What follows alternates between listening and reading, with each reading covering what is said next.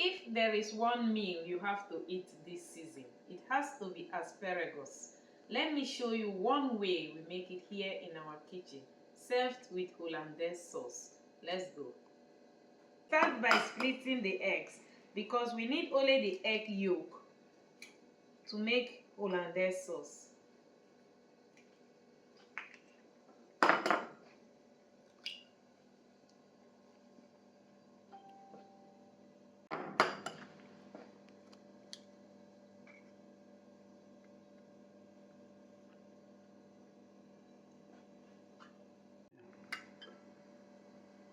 Then we are using lemon juice. So I'm just going to remove the lemon juice with the help of my juicer here.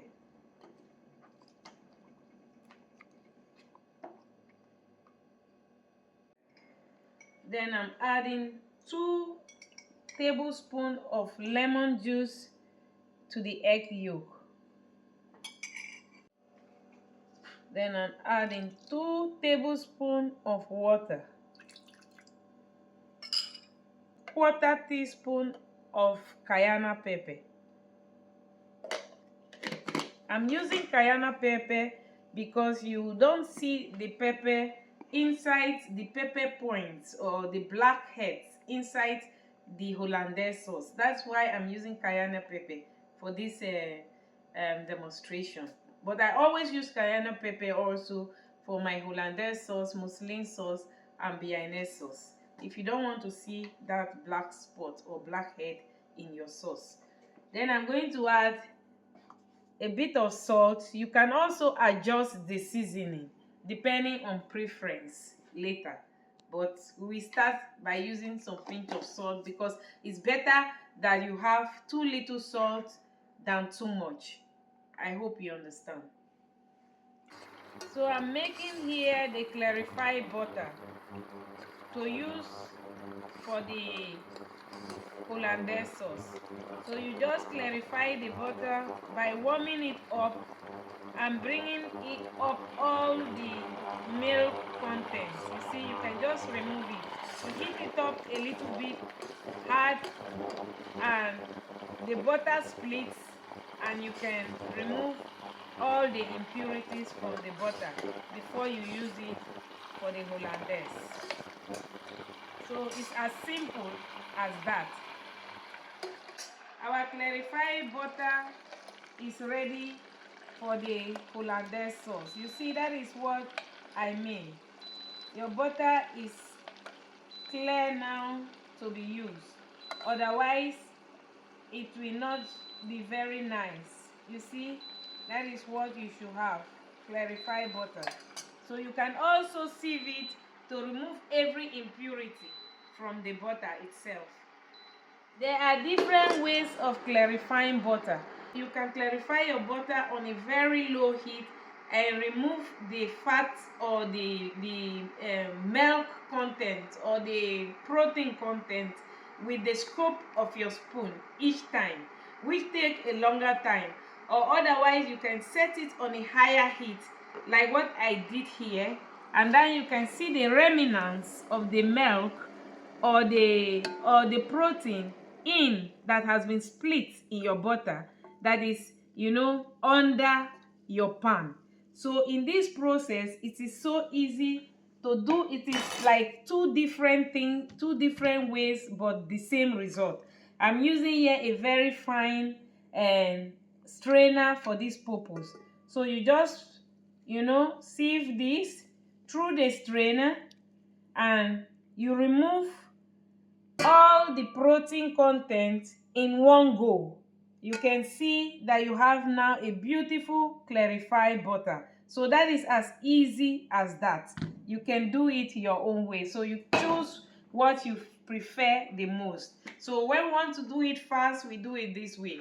But when we want to do it very slowly, we let it melt on a very low temperature and we scoop every time the protein content until the butter becomes clarified. So I hope you learned something new, that's 2 ways of clarifying your butter. So let's move to the next stage, which is making the Hollandaise sauce.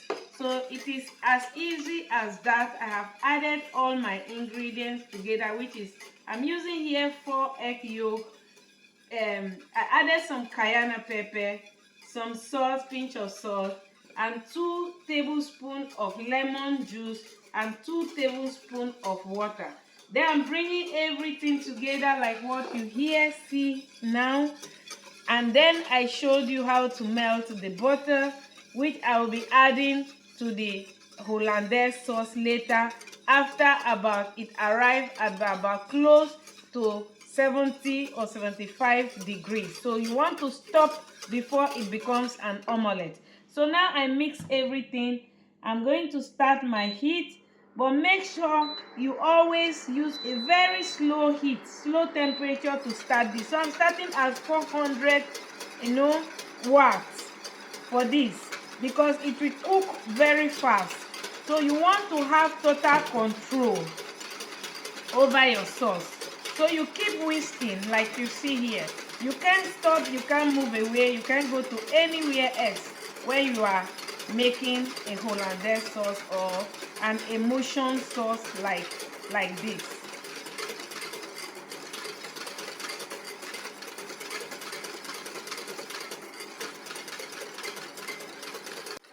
So like you see now, you can have total control over your sauce when the temperature is not too high.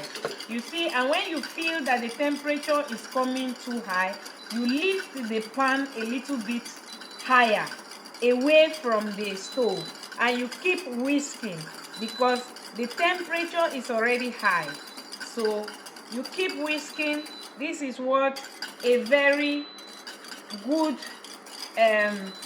Hollandaise sauce should look like. Look at that, is the base of it. So you should have about this consistency before you start adding your butter. But I'm still going to give it a little bit of whisk. But you have to be careful about the temperature.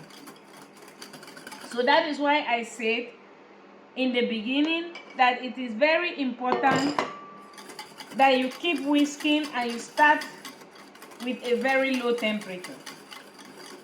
Okay, before you start adding your butter to your Hollandaise sauce or to your emulsion, you must make sure that the sauce look like this.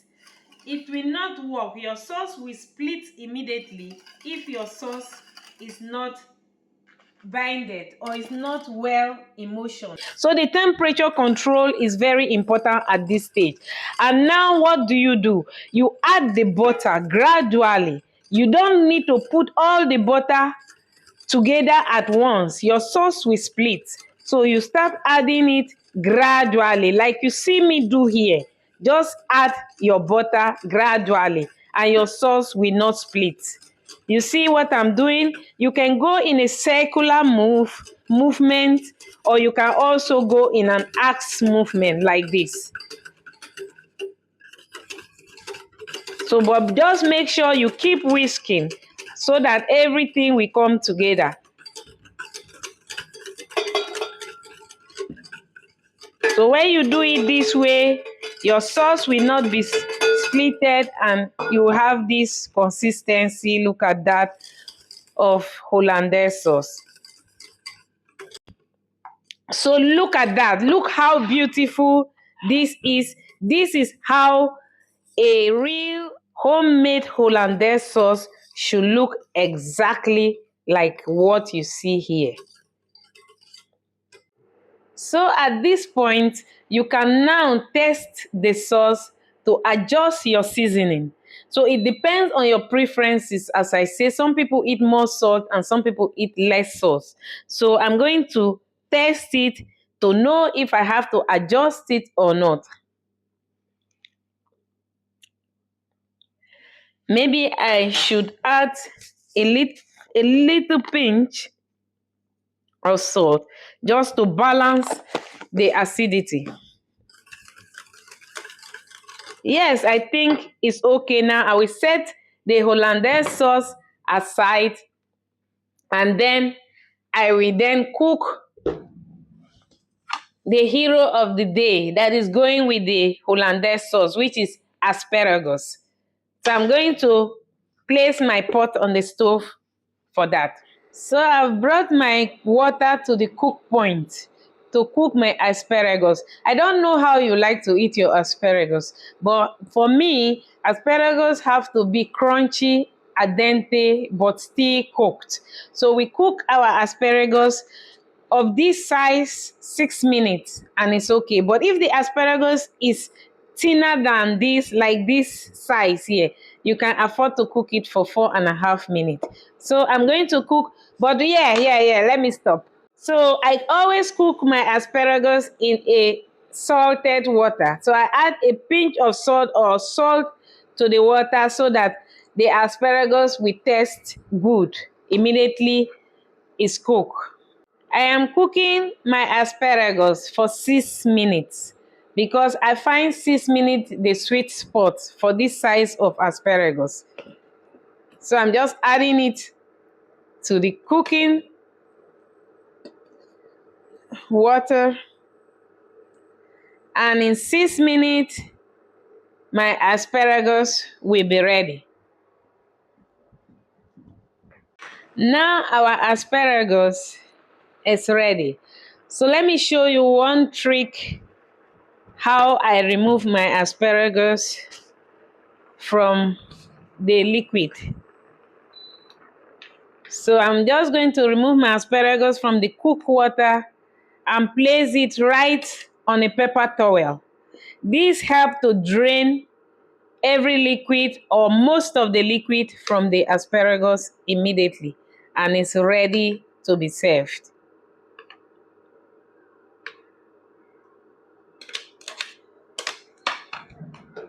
Serving time. So let's plate this delicious asparagus that has been cooked for 6 minutes and they are so gorgeous.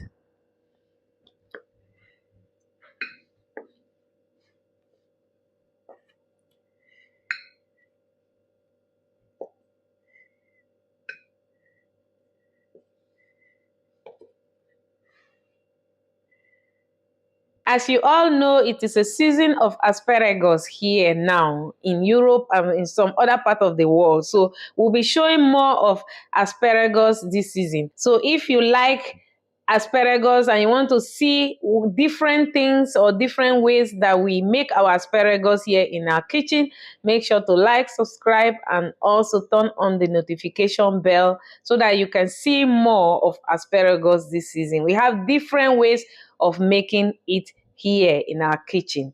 So also I will say check out the next video coming up very soon, asparagus made in different ways.